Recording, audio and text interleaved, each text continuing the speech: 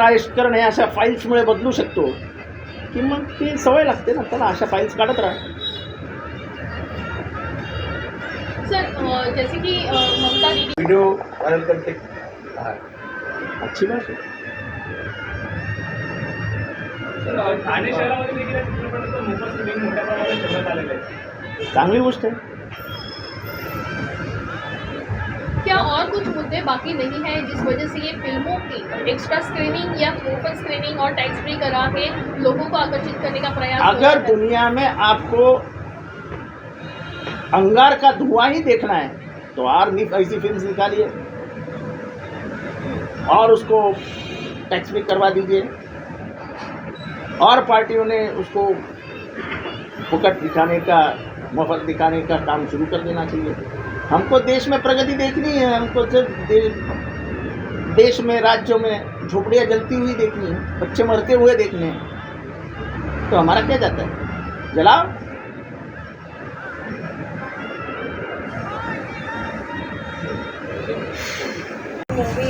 मेरे को किसी पॉलिटिकल पार्टी के ऊपर बात करनी नहीं है. ये एक पॉलिटिकल लाइन लोग चलाते हैं, वो पॉलिटिकल लाइन उनको मुबारक हो. मैं देश के लिए बात कर रहा हूँ, मैं मेरे लिए नहीं बात कर रहा हूँ. आने वाले देश में क्या, आने वाले दिनों में इस देश में क्या हो सकता है ये मैं बताने जा रहा हूँ. लोगों के दिलों में गुस्सा पैदा करने के लिए 3 का 32,000 करना, क्या इसके ऊपर सवाल ये निशान पैदा नहीं होगा? आप लोग उसके ऊपर बात ही नहीं कर रहे.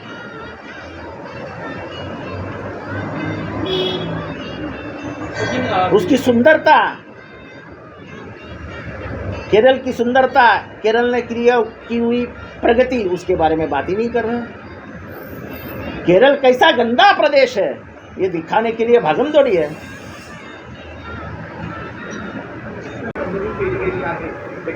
मी तुम्हाला एक साधा प्रश्न विचारतो. महाराष्ट्र विधानसभेमध्ये माननीय लोढा साहेबांनी आमच्याकडे लव जिहादच्या 1,00,000 तक्रारी आहेत असं सांगितलं. त्याच्यावरती बाहेर येऊन मी सांगितलं त्यांनी 1,00,000 दाखवाव्यात, मी गरीब माणूस आहे, मी त्यांना 1,00,000 रुपये देईन. ते आत्तापर्यंत 10 तक्रारीसुद्धा दाखवू शकले नाही.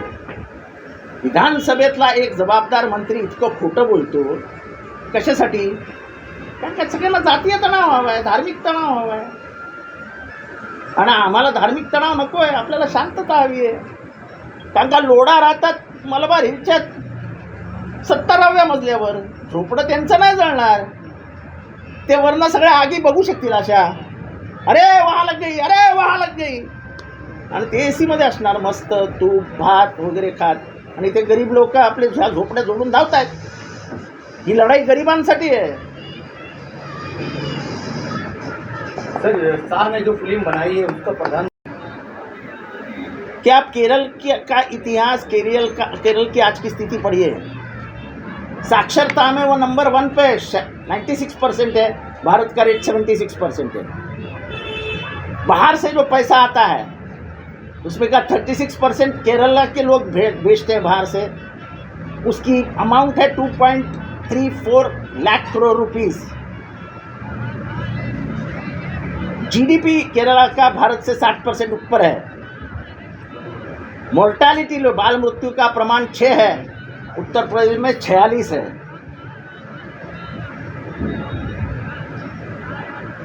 GDP हो गया, ये हो गया, वो यानी साक्षरता 96% है. बिलो पॉवर्टी लाइन 0.76 है और भारत में 22 है. GDP मैंने बताया 60% ज़्यादा है भारत से. तो ये सब होने की वजह क्या है? वो होने की वजह है कि उन्होंने जो साक्षरता और जो शांति बरताई है वहाँ पे, उसके कारण उसका विकास हो रहा है उस राज्य का. उस राज्य में समुद्र पर्यटन भारत में सबसे अच्छा कहाँ है? केरला में है. खाड़ी का पर्यटन सबसे अच्छा कहाँ है? केरला में है.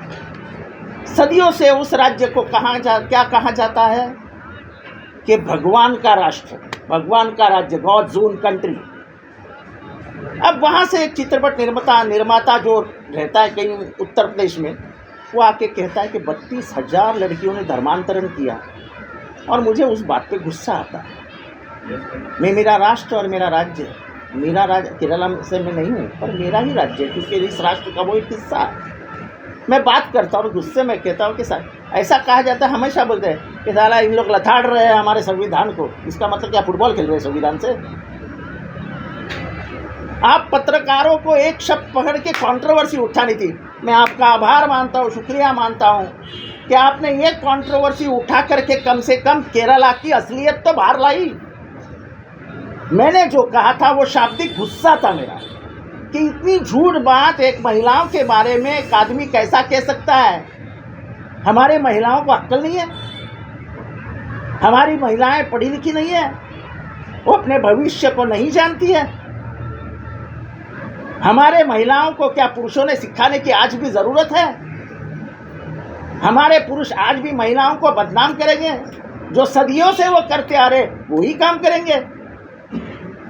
और इसलिए मैंने कहा, मेरा शाब्दिक अर्थ था, मेरा बुद्धिमत्ता के ऊपर पूछे गए सवाल के ऊपर है, क्या हमारी महिलाओं को बुद्धि नहीं है? ऐसा आप समझ रहे हो क्या? क्या आप महिला वर्ग को बदनाम करना चाहते हो क्या? वो पुरुषों के हाथों में रहने वाला खिलौना ही होना चाहिए, जैसे मनुस्मृति ने कहा है, वही आप चाहते हो क्या? तो करो महिलाओं को बदनाम। 32 क्यों? 1 लाख महिला गई, बता दो, कौन पूछने वाला है आपको? सिर्फ विरोध जहाँ पर है वहीं के राज्यों को लेकर टारगेट किया जाता है और ऐसी फिल्में आई जाती है, ऐसा भी आरोप हो रहा है। क्या करे क्या करे तो करे क्या? मुझे लगता है कि सुप्रीम कोर्ट ने इंटरवीन करना चाहिए सुमोटो, कि अगर सच्चाई नहीं है तो पहले लगाओ कि ये कहानी सच नहीं है, झूठ है, ये झूठ के आधार पर बनाया हुआ काल्पनिक चित्रपट है।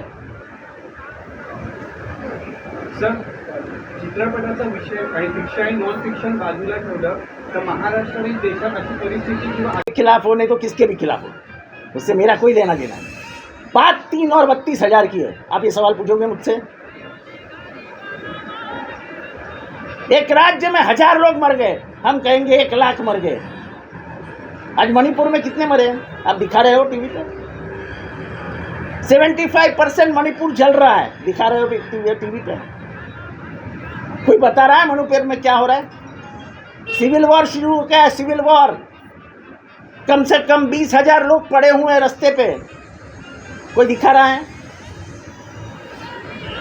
हम कुछ पढ़ी ही नहीं, हमको कंट्रोवर्सी चाहिए, हिंदू मुसलमान बस, और कुछ नहीं चाहिए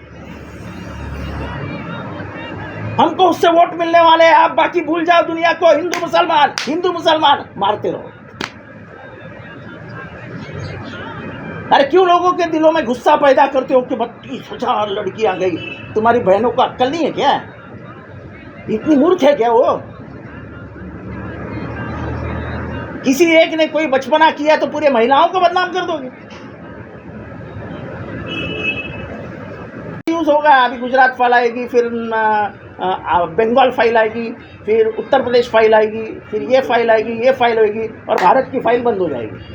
सामनाच्या अग्रलेखामध्ये गुजरातचा उल्लेख आहे। गुजरातमधल्या 5 वर्षांमध्ये 40,000 महिला आणि मुली घेतल्या। असं आहे, मला त्या वादात जायचं नाही। माझं म्हणणं एवढंच आहे की एक बेशरम चित्रपट काढणारा माणूस कोर्टात सांगतो की ते 3च आहेत।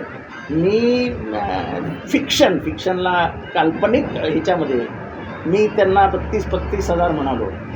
अरे अशा बेशरम माणसाला प्रश्न विचारला नको का की त्याला राष्ट्रपती पदक द्यायला हवं? या पिक्चरला द्या nomination of the year for काय ते कुठलं तो ऑस्कर। आपल्याला आता तेवढंच राहिलं आहे। काश्मीर फाईल्स तुम्ही ऑस्करला पाठवला, त्यांनी उचलून फेकून दिला। दर इलेक्शनला तर एक फाईल येणार, दर इलेक्शन, कारण कि भविष्य को नहीं जानती है। हमारे महिलाओं को क्या पुरुषों ने सिखाने की आज भी ज़रूरत है? हमारे पुरुष आज भी महिलाओं को बदनाम करेंगे? जो सदियों से वो करते आ रहे वही काम करेंगे। और इसलिए मैंने कहा, मेरा शाब्दिक अर्थ था, मेरा शाब्दिक हल्ला था। और ये अच्छा हुआ कि मैंने वो किया। आप लोग सब लोग दौड़ के आ गए। आज 6 दिन हो गए पिक्चर आके। उसका टीज़र जो है, टीज़र को सेंसर ने सम्मति नहीं दी है। वो आदमी कोर्ट में जाके कहता है वो 3 है, 32,000 नहीं है। वो आप दिखाते ही नहीं हो। आप तो सिर्फ मेरे ऊपर आ गए कि आपने क्यों कहा, फांसी क्यों दी, फांसी क्यों दी। अरे फांसी क्यों दी? अरे मैंने तो बोला फांसी देना चाहिए ऐसे आदमियों को जो इतनी झूठ बात करके पूरे राष्ट्र को जलाना चाहते हैं। उसके ऊपर देशद्रोह का गुनाह होना चाहिए कि इतनी झूठ बात वो देश में कैसे फैला सकता है। अंगार लग जाएगी देश में। आपको देश की चिंता है कि उस एक आदमी की चिंता है कि पिक्चर की चिंता है? क्योंकि वो पिक्चर तुमको आग लगाने में मदद करेगा। आग लगाने से आपको वोट मिलेगा, वोट मिल के आज सत्ता पे आ जाएंगे। तो सत्ता का समीकरण जुगाड़ बांधने के लिए आप कुछ भी करोगे। बैन किसी पिक्चर को नहीं लगाना चाहिए, पर बैन नहीं लगाना चाहिए इसका मतलब ये नहीं कि झूठ बताना चाहिए। मेरी मालूमात के मुताबिक ये जो टीज़र चलाया गया वो टीज़र सैंक्शन नहीं किया था, और ये पिक्चर में डिस्क्लेमर नहीं है कि ये पिक्चर काल्पनिक है और इसको वास्तविकता में न लिया गया। ये लगाना ज़रूर है, वो नहीं लगाया। जैसे कि मतलब सवाल ये था कि ममता दीदी इन्होंने जो है वो वहाँ पर बैन किया है, लेकिन यूपी एमपी में टैक्स फ्री करवा दिया है मूवी को। और तो मैं वही बता के नेता जो है वो हर जगह इसके फ्री शो भी लगा रहे हैं। तो मैं वही बता रहा हूँ ना कि आपको राजनीति ही करनी है, आपको उसका इस्तेमाल करके देश का माहौल ही खराब करना है। हालांकि सच्चाई कुछ अलग है। आप ये क्यों नहीं समझ रहे हो कि विश्व में अपनी बदनामी हो रही है? हम अनएम्प्लॉयमेंट में नीचे जा रहे हैं, परदेशी निवेश में नीचे जा रहे हैं, हमारा यहाँ का जीडीपी खत्म होने तक जा रहा है, हमारा फॉरेन बैलेंस इम्बैलेंस में गया है, सब जगह से हम नीचे जा रहे हैं।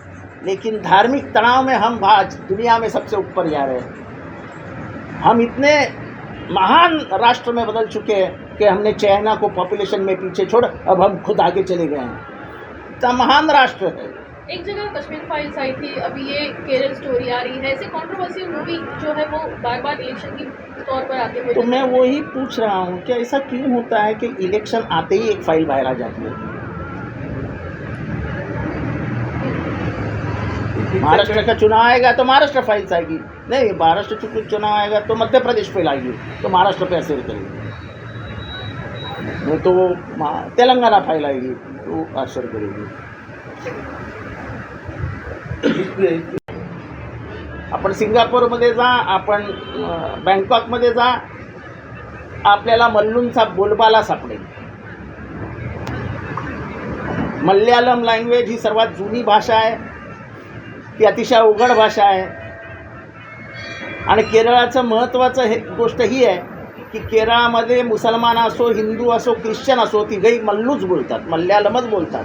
तिथे दुसरी भाषा बोलली जात नाही, ती त्यांची बोली भाषा आहे राज्याची। असं असताना 32,000 पोरींनी धर्मांतरण केलं आहे।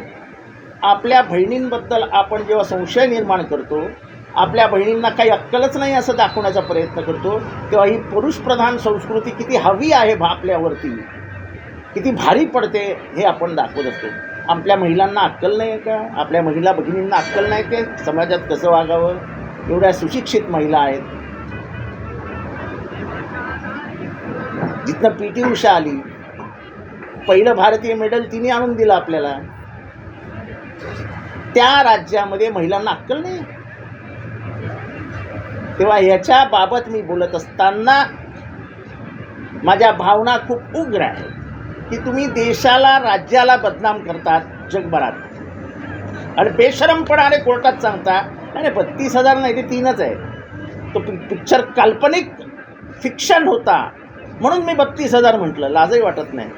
आता त्याच्यामध्ये आपण नेहमी म्हणतो साल्याला थोबाडीत मारली पाहिजे, तसं म्हणलं अरे साल्याला फाशीच दिली पाहिजे असं खोटं बोलतो। त्याचा अर्थ नव्हता, अर्थाचा अनर्थ करून ह्या एका वाक्यावरती जगभर कॉन्ट्रोवर्सी तयार करायची। तुम्ही लोकांनी केरळ हा पिक्चरचं काही महत्त्वच दिलं नव्हतं। नशीब मी बोललो म्हणून लोकांना आता हे तरी कळेल की या पिक्चरमध्ये असं आहे। म्हणजे मीडियाला आकर्षित करायचं असेल तर असं काहीतरी बोलायचं तरच मीडिया धावून येते, हे आज मला सिद्ध झालं।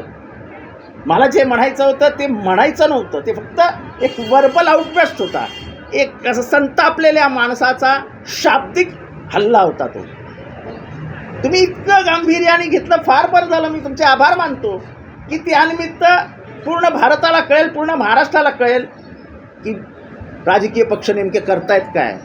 पिक्चर बघा, पिक्चर बघा, पिक्चर बघा सांगतायत का. 32,000 पोरी आहेत का हे सिद्ध करून दाखवा ना. माझा शब्द गांभीर्याने घ्या, पण माझ्या शब्दाला शाब्दिक अर्थ नव्हता. पण किती टी व्हीवाल्यांचे सकाळपासून फोन, अरे बापरे बापरे बापरे तुमने ऐसा क्यों बोला. अरे ते मी ब्लॉग, मी काल केरळ स्टोरीवरनं मराठी चॅनल्सना बाईट केली होती. त्याच्यात मी डाटा सकट सगळं दिलं होतं की केरळ कसं भारतातलं 1 नंबरचं राष्ट्र आहे, राज्य आहे. साक्षरतेमध्ये 96%. भारतात जो बाहेरच्या जगातला पैसा येतो त्याच्यातला 36% पैसा केरळाइट्स पाठवतात.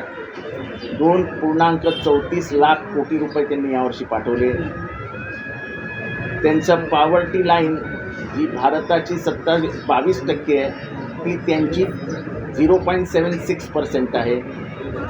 बालमृत्यूचे प्रमाण एकीकडे त्यांच्याकडे 6 आहे तर उत्तर प्रदेशमध्ये 46 आहे आणि आसाममध्ये 42 आहे. साक्षरतेचं प्रमाण मी तुम्हाला सांगितलेलंच आहे. सर्वात जास्त इंग्लिशमध्ये PhD कुठल्या राज्यात झाल्या असतील तर त्या केरळात झालेल्या आहेत. अशा प्रकाराने केरळाने स्वतःचं एक वेगळं अस्तित्व निर्माण केलं आहे. ज्याला समुद्र आणि खाडीचं पर्यटन म्हणतात ते केरळा इतकं सुंदर कुठेच नाही आहे. केरळाला जगभर देवाचे राष्ट्र, गॉड्स ओन कंट्री म्हणून ओळखलं जातं. आणि त्याच केरळामधनं 32,000 पोरींचं धर्मांतरण झालं आहे असा विकृत चित्रपटाचा प्रोपोगंडा काही पॉलिटिकल पार्टीज करत आहेत. ही विकृती त्यांना का सुचली हे मला कळत नाही.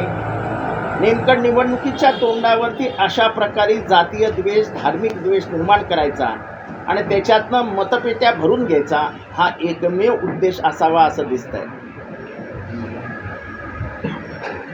या सगळ्या त्यांच्या एकंदर जो आपला केरळाचा आलेख आहे त्या आलेखाची तुलना करून केरळ हे किती आदर्श राज्य आहे हे जगाने बघितलं आहे.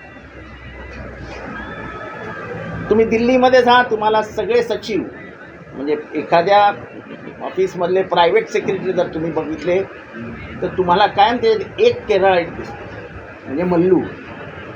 एक काळ असा होता की मुंबईत सर्वाधिक जागांवरती मल्लू काम करत होते.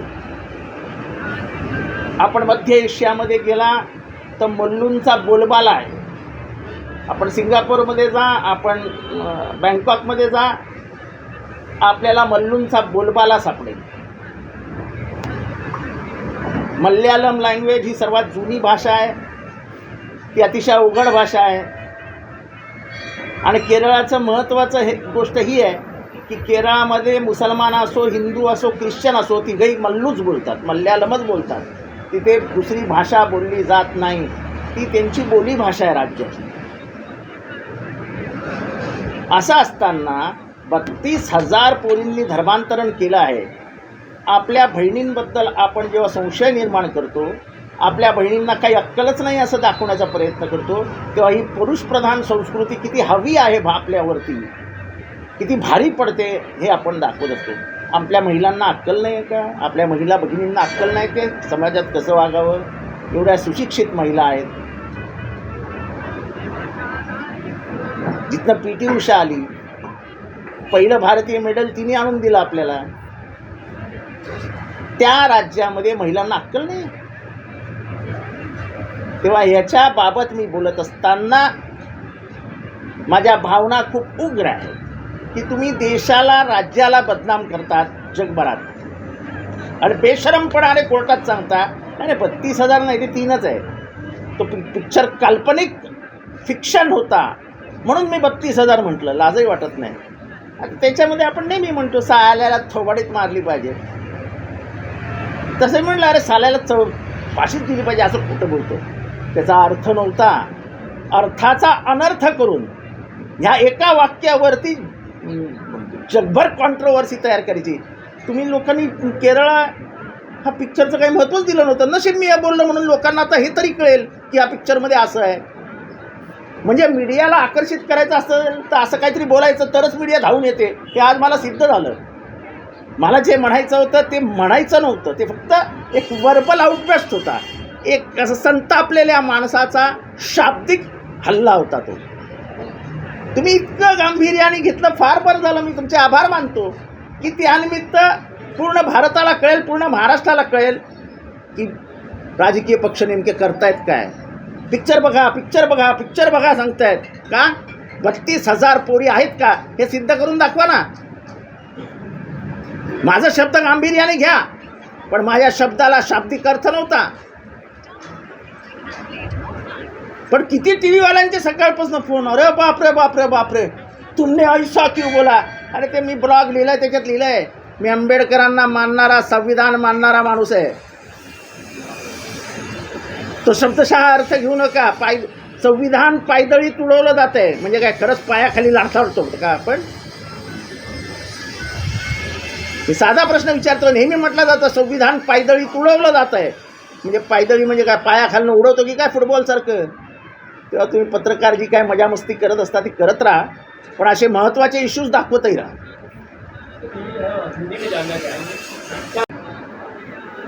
क्या आप केरल का इतिहास, केरल की आज की स्थिति पढ़िए. साक्षरता में वो नंबर 1 पे 96% है, भारत का रेट 76% है. बाहर से जो पैसा आता है उसमें का 36% केरला के लोग भेजते हैं बाहर से. उसकी अमाउंट है 2.34 लाख करोड़ रुपीस. जीडीपी केरला का भारत से 60% ऊपर है. मोर्टालिटी लो, बाल मृत्यु का प्रमाण 6 है, उत्तर प्रदेश में 46 है.